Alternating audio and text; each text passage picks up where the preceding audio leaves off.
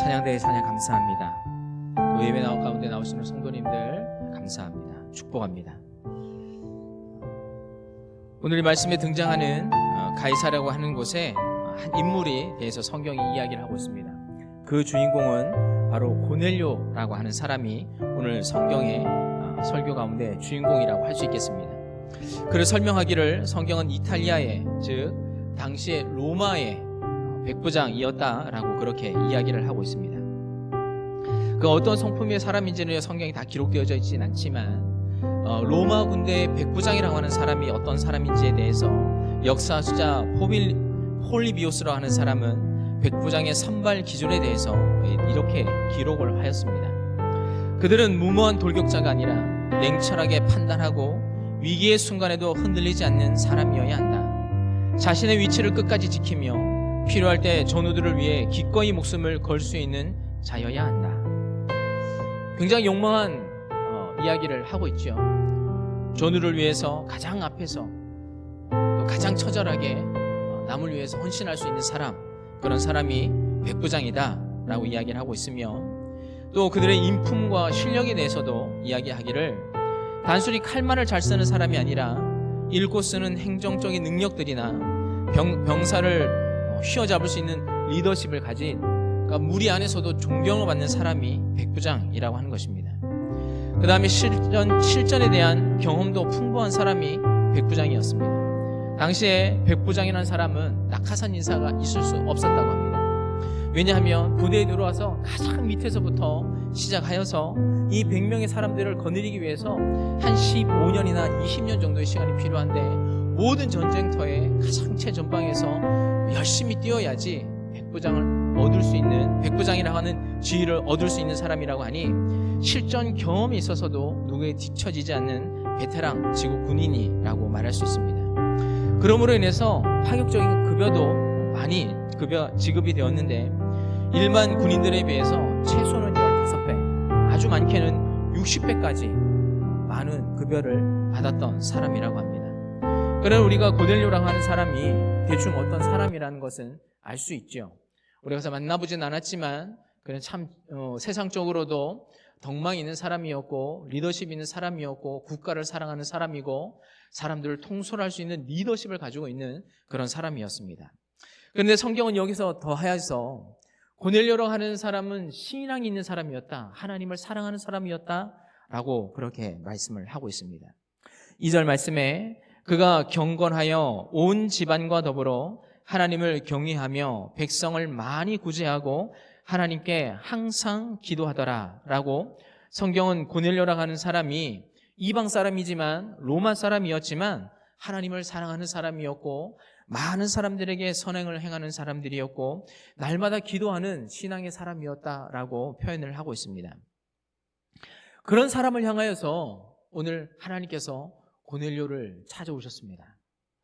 3절과 4절 말씀에 보시면, 하루는 제9시쯤 되어 환상 중에 밝히 봄에 하나님의 사자가 들어와 이르되 고넬료야 하니, 고넬료가 주목하여 보고 두려워 이르되 주여 무슨 일이니까? 천사가 이르되 내 기도와 구제가 하나님 앞에 상달되어 기억하신 바가 되었다 라고 성경이 말씀하고 있습니다. 하나님께서 고넬료는 하나님 열심히 믿는 사람이었고, 성경의 가르침대로 하나님 앞에 기도하고 구제하는 일을 열심히 하였던 사람이었는데, 하나님께서도 이 고넬료라고 하는 사람의 삶을 주목해 보시고 오늘 하나님의 천사를 보내셔서 너의 기도가, 그리고 너의 삶이, 타인을 돕는 너의 삶이 하나님 앞에 기억되어진 바 되었다라고 성경은 그렇게 이야기를 하고 있습니다. 그런데 문제는 무엇이냐? 고넬료는 로마 사람이고 이방인이죠. 그가 아무리 하나님을 사랑하고 또 하나님에 대한 열심이 있다고 할지라도 유대인들 입장에 봤을 때는 고넬료는 이방인일 뿐이었습니다. 그들이 가지고 있는 율법의 기준으로 봤을 때는 고넬료라고 하는 사람은 하나님 나라의 백성에 들어올 수 없는 사람이었죠. 그래서 율법의 가치로는 사람의 외향적인 것, 눈에 보이는 것들을 판단하는 것이지만, 여러분, 하나님의 복음과 은혜는 우리 안에 있는 우리의 내면을 보신다는 거죠. 우리가 얼마나 하나님을 사랑하는지, 우리가 하나님 앞에 얼마나 열정이 있는지, 우리가 얼마나 타인을 향한 희생과 사랑의 마음이 있는지, 여러분, 율법은 사람을 판단하지만 여러분, 하나님의 은혜와 사랑은 그 사람 안에 있는 하나님을 사랑하는 마음, 그 진심을 오늘 성경은 본다고 그렇게 이야기를 하고 있습니다. 그래서 하나님께서 그런 고넬료를 보시고 오늘 사자를 통하여서 내 집에 있는 종들을 욥바라고 하는 곳에, 오늘 무드장이 시몬이라고 하는 집에 베드로가 머물러 살아가고 있으니 그에게 사람을 보내어서 그 베드로라는 사람을 초청하였으면 좋겠다라고 하나님의 천사가 나타나서 그에게 이야기를 하였습니다. 그리고 그 말대로 자기 종 둘과 그의 신하 한 명을 욥바라고 하는 곳에 보내게 되었습니다. 그리고 그 다음 날, 여기서 욥바와 가이사랴까지는 한 50km 정도 거리가 떨어져 있습니다. 도보로 걷기에는 적지 않은 시간이 걸리는 곳이죠. 그래서 이 종들이 출발하고 그 다음 날 베드로가 있는 욥바라고 하는 곳에 하나님께서 베드로를 찾아가셔서 하나님의 일을 하시는데, 정오에, 그러니까 12시쯤에 배가 고파서 시장할 때쯤에 하나님께서 베드로에게 환상을 보여주셨습니다. 하늘로부터 하나님께서 그릇을 하나 내려 보내주셨는데 거기 안에는 여러 가지 먹을 것이 담겨 있었는데 그 내용이 각종 4발 가진 짐승이나 기는 것, 공중에 나는 것들이 그 안에 가득 담겨져 있었습니다. 그리고 하나님께서 베드로에게 먹어라 라고 말씀하셨습니다. 베드로는 참 힘들었습니다. 우리는 음식을 잘 구별해 먹지 않잖아요. 저희들은 우리가 먹을 수 있는 많은 것들을 먹는데 유대인들은 음식을 다 구별해 먹습니다. 그들의 율법에는 이런 것은 먹어도 되고 이런 것은 먹지 않아야 하고 라고 하는 규정이 있기 때문에 베드로도 오늘 성경을 보면 하나님, 내가 속되다고 말하는 것, 깨끗하지 않은 것을 내가 지금까지 살아오면서 한 번도 먹은 적이 없습니다. 왜냐하면 하나님께서 말씀하신 그 율법 안에 이것은 먹어도 되고 이것은 먹지 말라라고 하시는 그런 규정을 내가 지키기 위해서 지금까지 이 음식을 구별해서 먹었습니다. 그런데 하나님께서 보내주신 여기 안에는 내가 지금까지 먹지 못할 많은 음식들이 담겨져 있는데 하나님, 제가 이것을 먹을 수 없습니다 라고 베드로가 하나님께 이야기를 하며 주신 음식을 거절하였습니다. 하나님께서 다시 또 이야기하시죠. 내가 깨끗하게 하였다, 먹어도 된다 라고 말씀하셨는데 여러분, 베드로는 또 거부하였습니다. 그렇게 3번을 하나님께서 주신 것을 거부하고 그것이 하늘 위로 올라갔고 베드로가 생각을 하였습니다. 이 환상이 과연 무엇을 말씀하고 있는 것인가 라고 할 때 가이사랴에 고넬료가 보냈던 그의 하인들이 그 집에 도착하였습니다. 그리고 하나님께서 말씀하셨죠. 지금 내가 보낸 사람이 이 집에 도착하였는데 그가 가자고 할 때 내가 보낸 사람이니 절대로 의심하지 말고 그를 따라가라 라고 이야기를 합니다. 그래서 베드로는 그 환상이 무엇인지를 궁금히 생각하면서 그 보내온 사람들을 따라서 고넬료 집으로 향하였습니다. 이 시간에는 많은 시간들이 있었죠. 베드로가 생각할 수 있는 이 욥바에서 가이사랴로 가는 이 거리, 좋게 하루 이상은 넘게 걸렸는데 여러분, 베드로가 이 시간들을 통해서 하나님께서 보여주신 이 환상과 또 하나님께서 주신 이 고넬료의 이 사람이 이 두 가지가 과연 나에게 지금 무엇을 말씀하고 있는가? 하나님께서 나에게 지금 무엇을 가르쳐 주시기 위해서 이 상황을 나에게 만들어 주셨는가? 여러분, 하루가 넘는 이 시간들을 베드로가 묵상하면서 고민하였을 것이라고 생각되어집니다. 그래서 그 고민을 안고 그들을 쫓아가서 그가 고넬료를 만나는 그 순간 하나님께서 이 일을 허락하신 일에 대한 깨달음을 베드로 사도가 깨닫게 되었습니다.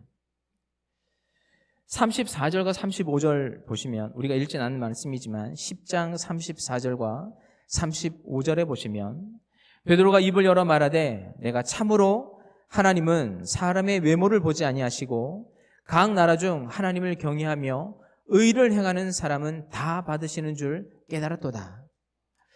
여러분, 베드로가 깨달은 것이 이것이죠. 하나님께서 이 모든 것을 통해서 나에게 지금 깨닫게 하신 것은 무엇이냐면 하나님께서 사람을 외모로 보시지 않는구나. 그리고 각 나라 중에, 그러니까 모든 나라죠. 모든 나라 중에 하나님을 경외하는 사람이 있고 의를 행하는 모든 사람을 하나님께서는 다 받으시는구나. 우리는 지금 이것이 너무나도 당연하다고 생각되어지지만 바울 안에는 이것을 받을 수 없는 깨어지지 않는 생각이었습니다. 10장 28절 29절에 보시면 이것은 바울의 생각입니다. 베드로의 생각입니다. 이르되 유대인으로서 이방인과 교제하며 가까이 하는 것이 위법인 줄은 너희도 알거니와 하나님께서 내게 지시하사 아무도 속되다 하거나 깨끗하지 않다 하지 말라 하시기로 부름을 사양하지 아니하고 왔노라. 묻노니 무슨 일로 나를 불렀느냐. 여러분, 베드로 안에 이런 생각이 있었죠. 나는 유대인으로서 이방 사람들과 함께하는 것이 우리의 율법에 봤을 때는 나는 지금 죄를 범하는 것이다.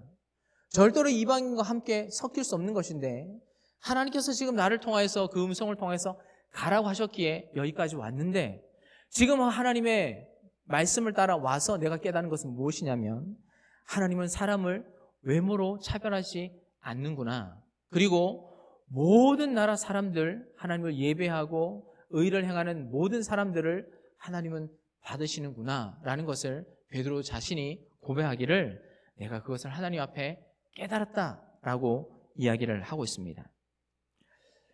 여러분, 이것이 굉장히 중요한 것이죠. 베드로가 이 깨달음 하나를 통하여서 그의 사고와 삶이 완전히 변화되었습니다. 그가 지금까지 생각하기로는 많은 시간들의 유대인들이 하나님께서 그들을 이집트에서 부르셔서 여기까지 수천 년의 시간들이 왔지만 베드로처럼 이런 생각을 하는 유대인들은 없었습니다. 베드로처럼 그가 가지고 있던 이 율법의 체계 안에서는 이방인들을 만날 수 없는 사람, 복음을 전하면 안 되는 사람, 함께하면 안 되는 사람이었는데 그 수많은 시간이 지나면서 하나님께서 이스라엘 백성들을 통하여서 이방 사람들에게 복음을 전하고 싶었지만 그들이 가지고 있는 여러분의 율법의 한계 때문에 그것을 넘어서지 못하여서 하나님의 복음이 정체되고 있었던 것이죠. 그런데 이 깨달음 하나를 통하여서 베드로를 통하여서 이방을 향하여서 하나님의 복음이 나가는 어떻게 보면 시발점이 되었다는 것이죠. 여러분, 베드로가 이 깨달음을 통하여서 지금까지는 내가 생각하는 이 복음, 땅 끝에까지 가서 하나님의 복음을 전하라 하신 이 복음이 모르겠습니다만은 베드로에게는 우리 유대 민족, 이 이스라엘 땅, 여기 안에만 국한되어져 있던 땅이었다고 한다면 여러분, 이 깨달음을 통하여서 베드로의 땅은 자기 민족만 다하는 땅이 아니라 여러분, 온 세계 모든 땅으로 확장되어지는 것이고 여러분, 자기 민족에게만 전해야 되는 이 하나님의 복음이 아니라 이제는 모든 세계, 복음을 들어야 될 모든 생명이 있는 모든 사람에게까지 여러분 그 복음의 생각이, 사고가 확장되어져 나갔다는 것을 우리가 알 수 있는 것이죠. 하나님께서 우리를 항상 이 깨달음을 통하여서 우리를 성장하게 하십니다. 우리가 처음 믿음의 발걸음을 띄고 우리의 생각이 좁고 보는 것이 좁고 판단하는 것도 참 느리고 저를 보면 항상 그렇습니다. 옛날보다 조금 더 나아졌냐 싶으면 항상 그대로인 것 같고 내 마음이 넓어졌는가 생각되어지면 항상 좁은 것 같고 보는 것이 넓은가 싶으면 항상 좁은 시야를 가지고 보는 제 스스로의 모습을 보게 되어집니다. 늘 연약하고 늘 부족하고 그래서 수많은 실수와 넘어짐을 지금도 계속 반복하면서 그래서 하나님 앞에 기도하는 것이죠. 하나님, 이 일을 통해서 또 저에게 무엇을 말씀하시는 겁니까? 하나님, 이 시간들을 통해서 또 하나님 무엇을 깨닫게 하려고 하시는 겁니까? 하나님, 저에게 듣는 마음을 주시고 하나님 겸손한 마음을 주셔서 지금보다는 더 성숙한 하나님의 자세로 하나님의 사람들을 섬길 수 있는 그 종의 자세를 배울 수 있는 사람이 될 수 있도록 여전히 하나님 앞에 그렇게 기도합니다. 오늘 사랑하는 성도님들, 하나님과 함께 동행할 때 하나님께서 여러 다양한 환경과 사람들과 여러 가지 배경들을 통하여서 이런 깨달음을 주십니다. 근데 중요한 것은 오늘 베드로처럼 생각하는 것이죠. 깊이 묵상하는 겁니다. 그것을 그냥 왔다 스쳐가는 하나의 사건과 시간들이 아니라 이 일을 통해서 하나님께서 무엇을 말씀하시는가, 이 일을 통해서 하나님께서 무엇을 배우기를 원하시는가? 이거를 통해서 얼만큼 더 신앙의 성숙을 이뤄내기를 원하시는가 하는 그 하나님의 마음을 정말 진지하게 듣고 진솔하게 들으며 나 자신을 조금씩 바꿔나가는 그 시간들이 있을 때에 여러분 우리의 사고도 우리의 생각도 더 확장되어 줄 수 있다고 생각되어집니다. 오늘 그런 깨달음의 시간들을 통하여서 오늘 하나님 앞에 조금 더 우리가 훈련되어지고 하나님 앞에 귀하게 쓰임받을 수 있는 하나님의 사람들이 되기를 주님의 이름으로 축원합니다. 여러분 베드로가 거기에서 예수 그리스도의 희생과 예수 그리스도의 십자가의 말씀을 증언하였습니다. 그래서 예수 그리스도의 죽음과 예수 그리스도의 부활, 그분의 가르침을 이름 고넬료라고 하는 사람, 거기에 모여있는 모든 사람들에게 증거할 때 성령께서 그 가정에 그 사람들에게 조금만 임하셨다고 성경이 기록되어져 있습니다. 베드로가 이것을 깨달았고 성령이 그 자리에 함께 하심으로 말미암아서 이것이 하나님께서 너에게 주시는 깨달음이라는 것을 오늘 확증하게 되셨죠. 여러분 이런 깨달음에 많은 사람들을 통하여서 한 사람이 아니라 그 다음 사람 많은 시간들이 지나면서 로마라고 하는 이 거대한 나라에 복음의 씨앗들이 조금씩 씨앗들이 뿌려졌습니다. 그리고 그것이 많은 시간들을 지나서 많은 사람들을 통하여서 열매를 맺기 시작하였습니다. 기독교가 어떻게 로마 안에서 열매를 맺었는지에 대한 그 내용에 대해서 로드니 스타크라고 하는 한 사회학자가 기독교의 발흥이라고 하는 책에서 이 내용을 구체적으로 잘 설명해 놓았는데, 기독교라고 하는 아주 작은, 정말 로마 안에서도 눈에 띄지도 않았던 아주 적은 사람들의 이 영향력이 어떻게 이 로마 제국을 다 집어삼키고 그들의 국교로 성장했는지에 대해 사회학적인 통찰을 가지고 풀어놓은 글이 이 로드니 스타크라고 하는 사람의 기독교의 발흥이라고 하는 책인데, 거기에는 이런 핵심적인 5가지 사건들이 있었다라고 이야기를 합니다. 그 첫 번째가 무엇이냐면 전염병과 그리스도인에 대한 돌봄 또는 사랑입니다. 로마 제국 안에 대역병이 2번 있었습니다. AD 165년에서 180년, 한 15년 정도. 그 다음에 2차로 251년에서 270년, 한 20년이라 하는 시간 동안 정말 로마 안에 대역병이라고 말하는 정말 너무나도 많은 사람들이 국민이 죽어나가서 나라가 흔들릴 만큼의 엄청난 역병이 로마 안에 2번이 있었는데, 여러분 이 역병이 창궐했을 때에 대부분의 로마 사람들이나 의료인들 모든 사람들이 다 도망을 갔습니다. 죽지 않기 위해서. 그런데 끝까지 남아있던 사람들이 누구였냐? 그리스도인이었습니다. 자기 공동체에 있는 사람들도 함께 돌볼 뿐만 아니라 로마의 사람들이 많은 크리스찬들을 박해했죠. 그 박해했던 그 로마의 사람들을 방문하고 찾아가서 그들을 돌보고 또 그들의 아픔을 함께 나눴습니다. 이 역병이 다 끝나고 나서 사람들이 정말 자기의 죽음을 무릅쓰고 자기들을 돌보고 함께 해주고 사랑을 베풀었던 이 크리스찬들 때문에 많은 사람들이 그리스도인으로 개종을 했다는 것입니다. 두 번째 사건은 여성에 대한 기독교의 자세였습니다. 당시 로마에는 여성들을 아주 천대하였습니다. 함부로 하고 천대하는 이런 문화가 로마 안에 가득 있었는데, 여러분 기독교가 이런 여성들을 보호하고 그 지위를 높이는, 그리고 그 여인들을 공평하고 평등하게 대해주는 것이 바로 기독교였습니다. 그래서 수많은 여인들이 이 기독교로 오게 되었죠.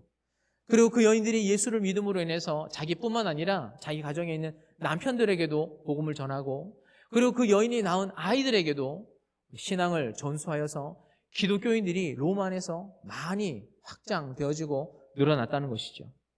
세 번째는 기독교가 이들 안에 새로운 가족적인 모델을 제시했다는 것입니다. 당시에 어디다나 그렇지만 고아나 가부, 병든 사람들, 사회 약자들, 이런 사람들은 사회 안에서 참 열악하게 어려움과 고통을 당하는 경우가 많은데, 여러분 이 기독교의 사람들이 그 당시에 고아 가부들, 사회 약자들, 이런 사람들을 끌어안고 보호해주는 이 모습들을 통해서 이 사회 안에 새로운 공동체의 모습, 새로운 안식처의 모습을 제공함으로 인해서 그 많은 사람들도 다 그 기독교 안으로 품어 안을 수 있었다는 것이고, 네 번째로는 관계를 통한 회심이 있었다라고 이야기합니다.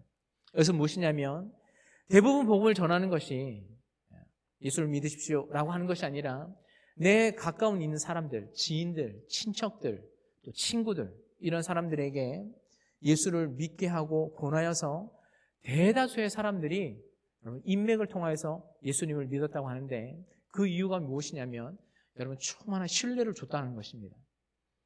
너희가 믿는 그 하나님을 신뢰하고, 너의 삶을 신뢰하고, 너의 도덕성을 신뢰하고, 내가 믿는 그 하나님을 당연히 신뢰해서 그들이 전도할 때 그 많은 옆에 있는 지인들과 친척들과 이웃들이 예수님을 믿었다라는 그 내용입니다. 다섯 번째로는 순교를 통한 가치 증명과 회심이 있었다는 것입니다.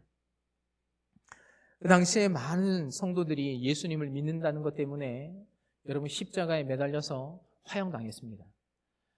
그리고 콜로세움이라고 하는 그 경기장에 모여서 사자의 밥이 되어지고, 옷을 싹 바에 벗기고 많은 사람들 앞에 수치감과 모멸감을 당하면서 많은 예수님을 믿는 사람들이 죽었는데, 여러분 그들이 항상 이야기했던 것이 무엇이냐면, 너희가 예수를 부인하면, 너희가 믿는 이 종교를 부인한다고 하면, 그리고 네가 믿는 그 함께 믿었던 사람들을 고발한다고 하면 살려주겠다, 놓아주겠다 라고 하였지만, 많은 사람들이 예수님을 부인하지 않고 자기가 믿는 그 신뢰와 그 진리를 믿고 여러분 과감하게 십자가 위에서 또 사자의 밥이 되는 것을 여러분 당연시 여기시는 그 모습들을 보면서 많은 사람들이 너희가 믿는 이 가치, 너희가 믿는 이 진리라면 믿을 수 있겠다라고 하는 삶으로서의 메시지를 전달해주고, 죽음으로써 예수라고 하는 분의 가치를 증명해주면서 많은 사람들이 예수를 믿었다고 합니다.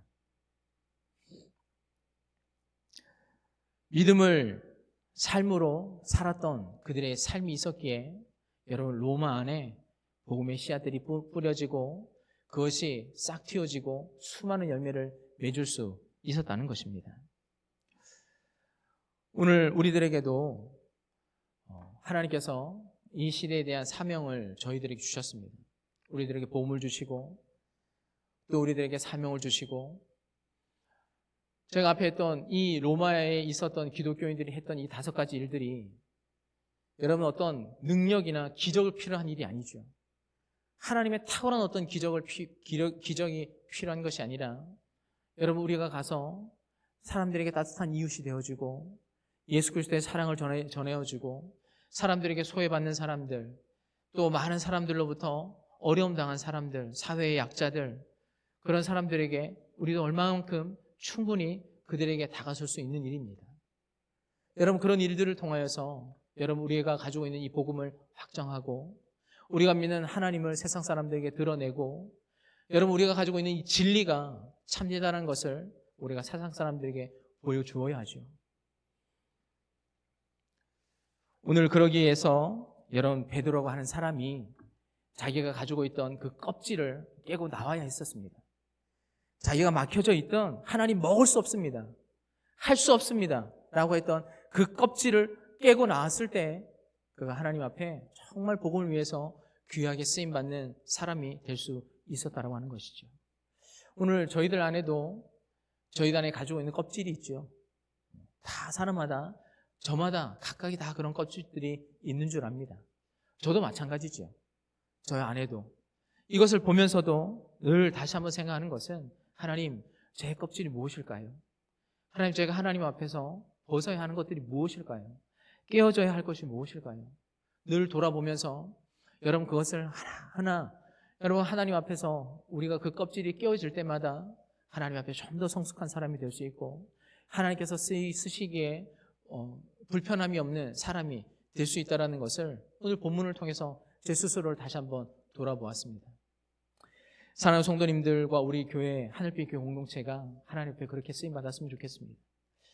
우리가 가지고 있는 모든 껍질을 좀 서로 우리가 깨어내고 어떻게 하나님 앞에 귀하게 쓰임받을 수 있을까? 우리 공동체가 이 세상에서 어떻게 하나님 앞에 사랑받고 신뢰받을 수 있는 공동체가 되어서 그들에게 하나님의 사랑을 진짜 나타내고 그들이 이 교회를 사랑하고 존중하고 또 신뢰받을 수 있는 그런 공동체가 될 수 있을까?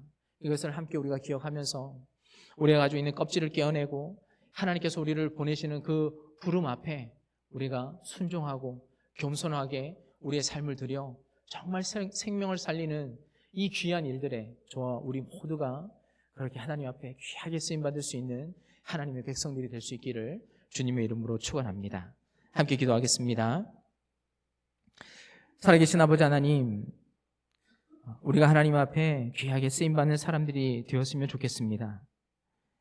오늘 베드로가 오늘 하나님께서 보내시는 그 환상을 보고서 자기가 가지고 있는 한계를 극복하였습니다. 여전히 우리 가운데 우리의 심령 속에서 말씀하시고 계시는 하나님의 음성을 듣게 하여 주시옵소서. 세상의 분주한 것들을 때로는 좀 내려놓고 하나님 앞에 조용히 머물며 우리에게 말씀하여 주시는 하나님의 음성을 듣고 하나님 또 우리의 한계를 한꺼풀 벗어낼 수 있는 저희들이 될 수 있도록 도와주셔서 하나님께서 기뻐하시는 사람, 하나님께서 쓰시는 사람, 하나님의 사랑을 받는 우리 각 개인과 공동체가 되어줄 수 있도록 하나님 말씀하여 주시고 우리의 연약함들을 벗어나게 하여 주셔서 하나님께서 기뻐하시는 그 귀한 일들을 감당할 수 있는 우리 모두가 되게 하여 주시옵소서. 감사와 찬양을 드리며 예수 그리스도의 이름으로 기도하였습니다. 아멘.